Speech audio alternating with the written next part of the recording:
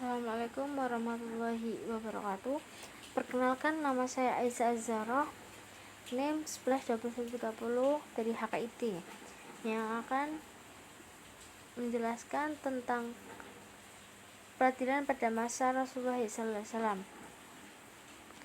Penetapan hukum Islam pada masa Nabi Muhammad SAW. Penetapan hukum pada periode Rasulullah SAW berlangsung 2 tahun, 2 bulan, 20 hari. Fase Makkiyah ialah sejak Rasulullah SAW masih menetap di Makkah selama 12 tahun beberapa bulan. Fase Madaniyah ialah sejak Rasulullah SAW hijrah dari Makkah ke Madinah hingga wafat tahun 11 Hijriah atau 632 Masehi. Piagam Madinah Al-Mishaq Al-Madani sebagai undang-undang tertulis yang disusun tidak lama setelah sampainya Rasulullah SAW di Madinah. Piagam Madinah disebutkan bahwa masing-masing orang mukmin bertanggung jawab atas kejahatan yang terjadi. Sumber hukum peradilan pada masa Rasulullah SAW hanya dua, yaitu Al-Quran dan istihad Rasulullah yang bersendiri. Hukum-hukum yang bersifat istihadiyah yang bukan hasil pengelolaan Allah SAW. Proses peradilan Islam pada masa Rasulullah SAW berlangsung sangat sederhana. Pelaksanaan peradilan pada masa Rasulullah SAW terkesan tidak formal, tetapi rukun-rukun Al-Qadha telah terpenuhi. Sejarah Khulafaur Rasyidin. Khulafaur Rasyidin adalah orang yang ditunjuk sebagai pengganti pemimpin atau penguasa yang selalu mendapatkan petunjuk dari Allah. Setelah Nabi Muhammad wafat, umat Islam sempat mengalami kebingungan karena beliau tidak meninggalkan wasiat tentang siapa yang akan menggantikannya sebagai pemimpin umat Islam. Khalifah yang seharusnya dipegang oleh orang yang mampu memegang amanat, tidak gila akan kekuasaan pekal terhadap masyarakat, dan tidak selalu harta.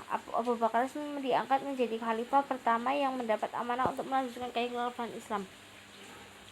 Yang pertama yaitu Abu Bakar As-Siddiq pada tahun 632 Masehi sampai 634 Masehi. Pada masa pemerintahan terjadi perang Ridha atau perang melawan kemurtadan. Untuk mengatasi perpecahan di akhir kepemimpinannya, Abu Bakar memperluas daerahnya kekuasaan dengan mengirim tentara keluar. Yang kedua, Umar bin Khattab pada tahun 634 Masehi sampai 644 Masehi. Ketika Abu Bakar digantikan Umar bin Khattab selama mengalami kemajuan sangat pesat. Yang ketiga, Utsman bin Affan 644 sampai 655 Masehi. Di masa kepemimpinan Utsman bin Affan, umat Muslim mengalami era paling makmur dan sejahtera. Di periode kedua terjadi perpecahan dan pemberontakan karena jabatan sekaligus di pemerintahan diberikan Utsman kepada keluarganya dan Bani Umayyah.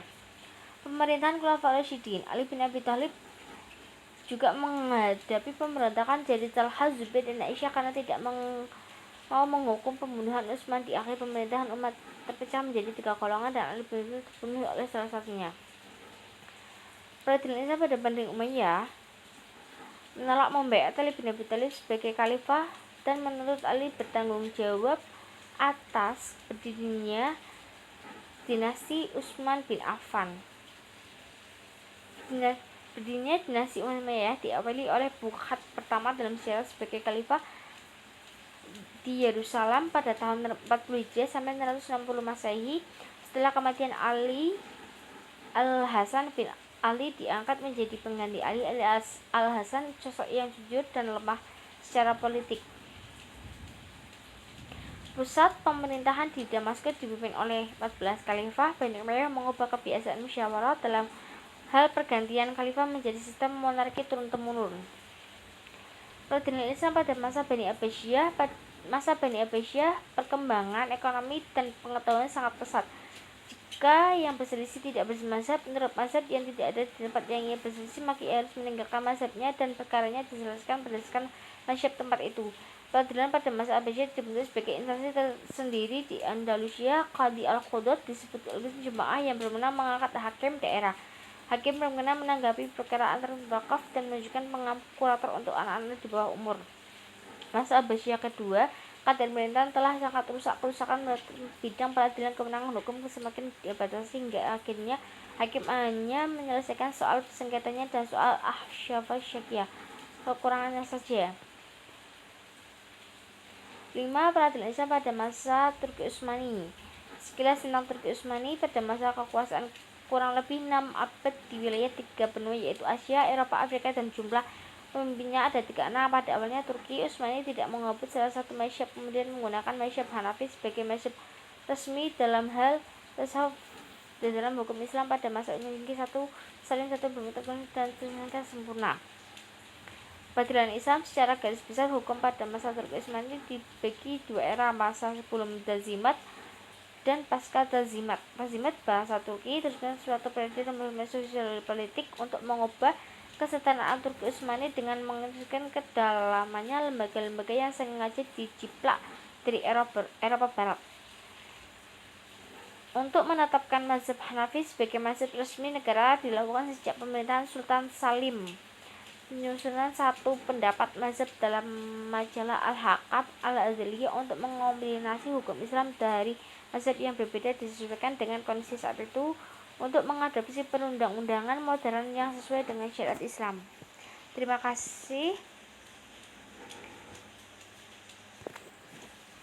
Yang ke-1, pada masa sebelum Tanzimat dibantu dengan dua pegawai tinggi sasrama untuk urusan pemerintahan Syekh Al-Islam untuk urusan keagamaan. Syekh Al-Islam untuk mengawasi pelaksanaan hukum Islam pada kinerja para qadhi.